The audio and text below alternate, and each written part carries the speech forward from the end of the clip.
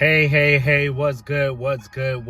You are now watching Al Cobb Vlogs. And in today's video, I'm gonna explain to you how, if you're a career employee, how you can get hired onto maintenance. Now, a lot of you may have saw my last video right here. If y'all saw that video, it explains to you how to get hired onto maintenance in the USPS. But is a disclaimer for that video. That is for the outside people. That is for the public. For the people that, if you're already career and you're already in the postal service, you have to wait till open season. Now, I did mention the open season times in the previous video, but I'm gonna just say it again.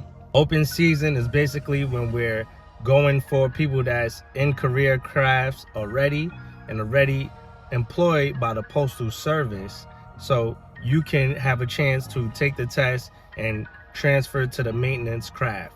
This open season mostly happens around the beginning of spring. So just before spring or the beginning of spring, they will have postings that say career employees only, apply now to get into the maintenance craft. And you'll see postings. A lot of people are hitting me up, letting me know that they have taken the test or taken the test and passed the test, but they went through the USPS.com and they're already career employees for the USPS.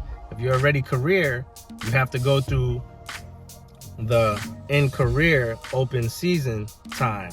And the reason that is because all of the raises and everything that you may have gotten throughout the year and your seniority will transfer over.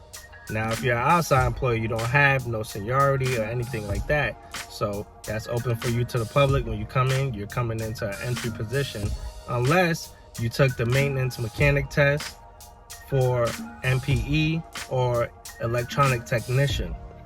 If you take those tests straight from the outside, well, if you take the 955 test, get a score so high that you're eligible to apply for those positions, or you apply for those positions and got a high score and got accepted, you'll be going straight into those roles. But the people that mainly pass with high scores, they have some knowledge already or certification or previous experience that they'll score high enough. Now, this test is no walk in the park. It's not going to be easy. You do have to have some knowledge. Some people could go in there and they take tests and they're great at taking tests, but you still have to have some knowledge, because once you get past the test, it's actually more that you have to do. But on this test is one portion where there's a lot of knowledge based on the craft, and then the other portion is spatial reasoning and shape recognition. So say if you have to look at two pieces of a puzzle, unfold it, and you have to put it together and see what it becomes. A lot of people's eyes may perceive something else than what they see. So you have to understand that in order to pass this test.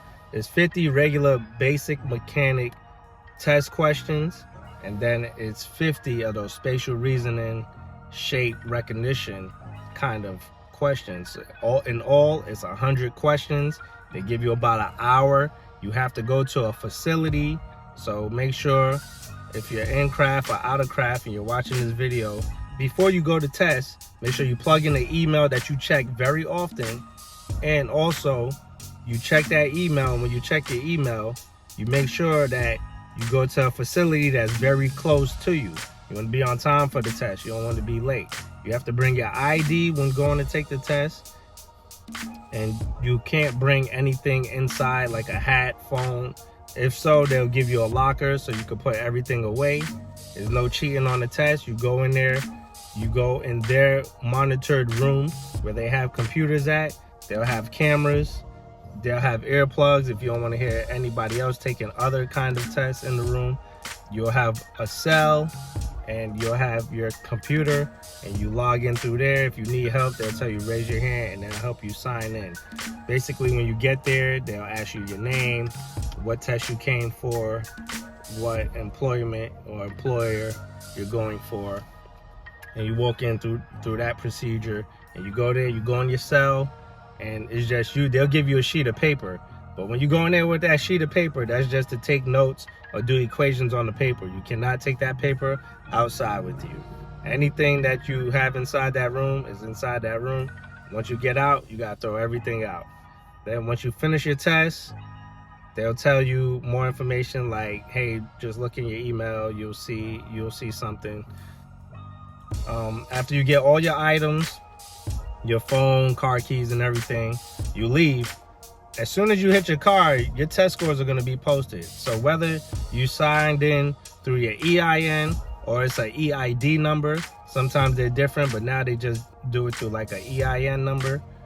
Through your EIN, you'll be able to check the test, and you'll see from there what you're eligible for and what you're not eligible for. It's 6 months in between from when you take that test. So if you take it this month, just know that 6 months from now, you can retest if you didn't pass. If you passed and you just want to get a higher score, that's fine. Higher scores are always better.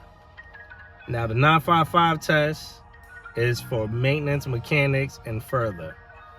The other test to get into the craft of maintenance at the lowest position, which is custodian, you have to take a 916 test. So if you want more information on that, make sure you be back and watch my video tomorrow. Other than that, we over and out of here. Please subscribe to the channel.